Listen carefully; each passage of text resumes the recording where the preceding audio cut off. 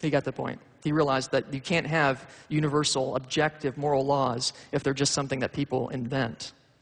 And just to drill this home, consider an evolutionist who is outraged at seeing a violent murder on television. He says, how could that man shoot that little girl? That's terrible. He ought to go to jail. But he's an evolutionist.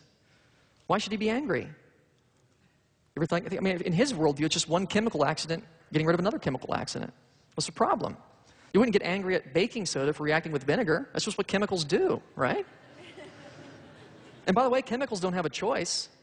So if the person that shot the little girl, if he's just a chemical accident, he doesn't have any, just the outworking of chemistry, why would you punish him? You wouldn't punish baking soda for reacting with vinegar. It's just what it does. You wouldn't throw the lion in jail for killing the antelope, right? Animals kill animals. What's the big deal? And so the fact that he is angry is a behavioral inconsistency. That's something I'm going to talk about in a later session.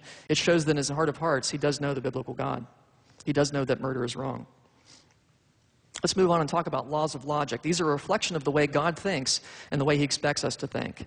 Now here's where the critic will say, oh, but Dr. Lau, how do you know how God thinks?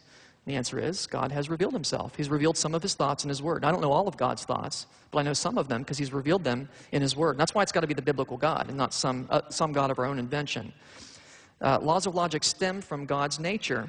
And we're made in God's image, and so we instinctively know these laws of logic. We act on them, like the law of non-contradiction. Now, you all, even if you have never heard of the term before, you immediately know that that's true, that contradictions, two contradictory statements cannot both be true. If I told you my car is in the parking lot and it's not in the parking lot, you wouldn't rush out to say, oh yeah, I want to see a car that's there and not there. You would immediately assume that what I told you is false, and you'd be right to do that, because that's a law of logic that cannot be violated. But where does that law come from? Why is there a law of non-contradiction? Ever thought about that? Why is it that two contradictory statements cannot both be true?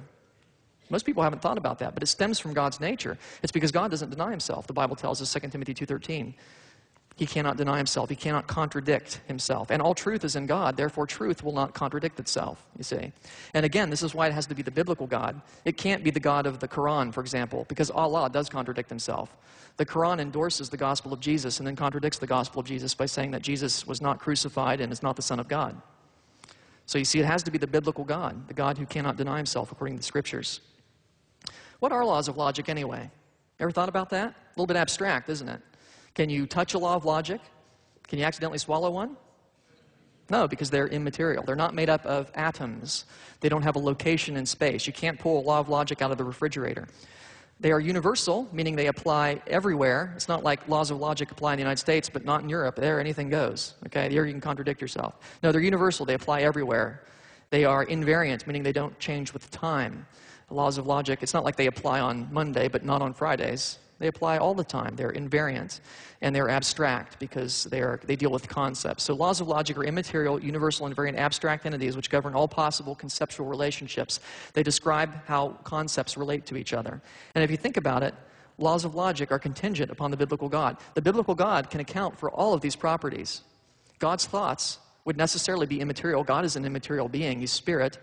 God's thoughts would be universal because God is omnipresent. His thoughts uphold the entire universe, and therefore contradictions can't happen anywhere, for example. God's thinking would be invariant because God himself does not change with time, and therefore his thoughts do not either. And they would be abstract because all thoughts are abstract. All thoughts are conceptual. So you see, the biblical God can make sense of the fact that we have laws of logic, one correct standard of reasoning that all human beings must adhere to if we're going to be rational, if we're going to come to the truth. But other worldviews cannot account for laws of logic.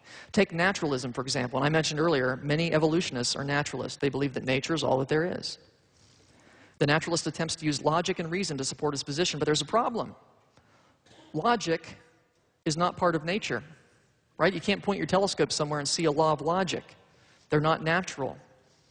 And they're immaterial. So if everything that exists is part of nature, is material, then you can't have laws of logic. And so the naturalist is trying to use something that cannot exist within his own position to support his own position and to argue against Christianity. The fact that he's able to make an argument at all proves that he's wrong.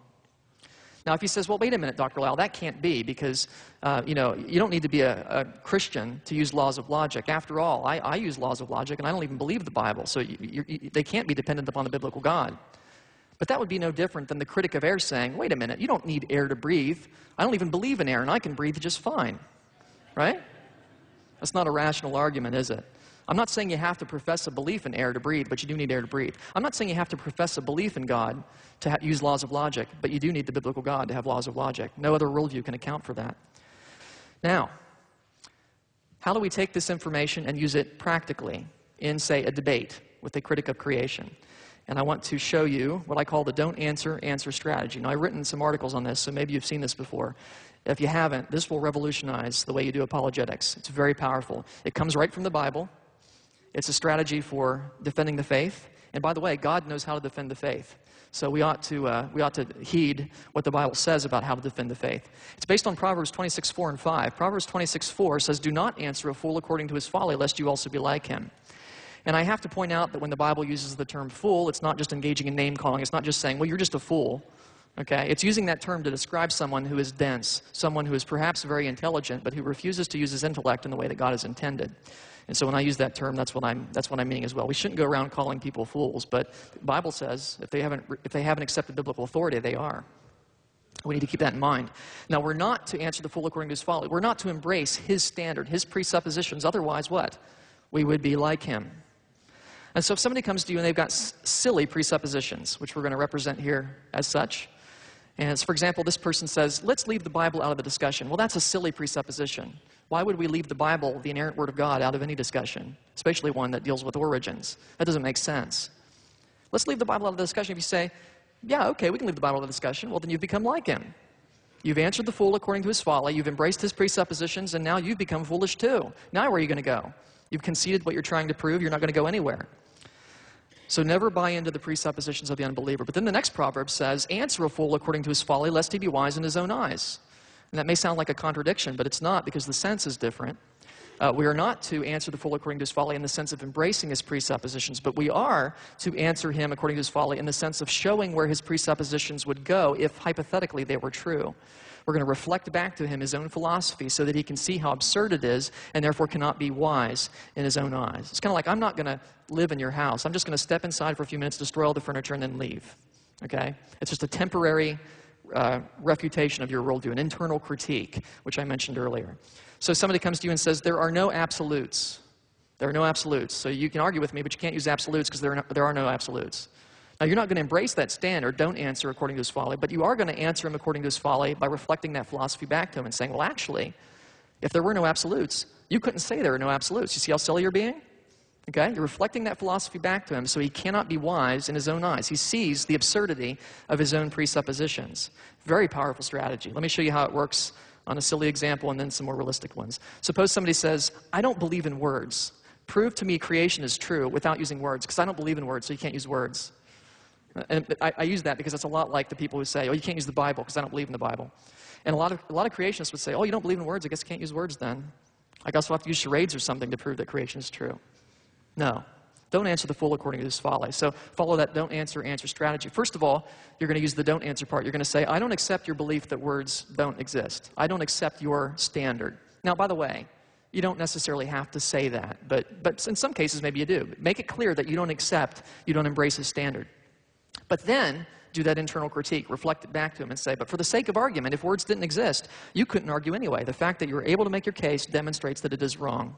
You just used words to tell me you don't believe in words. Don't you see how absurd that is? You're reflecting back his philosophy to him.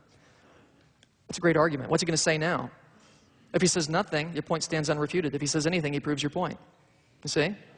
It's a great way of arguing, an irrefutable way of arguing, really. Don't embrace the presuppositions of the unbeliever. Never put on the suit. But do reflect it back to him so that he can see the absurdity of his own position. And let's take that strategy now and apply it to the areas of knowledge that we've already talked about, logic and morality and science and so on. Suppose somebody says, I believe in naturalism. They're probably not going to be that upfront about it. You're going to have to listen and figure out their worldview. But it becomes clear they're a naturalist. And he says, show me logically how the earth could be 6,000 years old. I hope you're mentally zooming in on two words, logic and naturalism. Because we already saw those two things don't go well together, do they? If you're a naturalist, if nature's all that there is, you can't have universal immaterial invariant entities like laws of logic. And so now what we're going to do is use the don't answer, answer strategy to expose the absurdity of this person's worldview. We're going to say, well, first of all, I don't accept your belief in naturalism. So I'm not even going to attempt to prove creation on your standard. But for the sake of argument, if naturalism were true, you couldn't prove anything because you can't have laws of logic if you're a naturalist. See how powerful that strategy is? Because it goes right to the heart of the issue fast.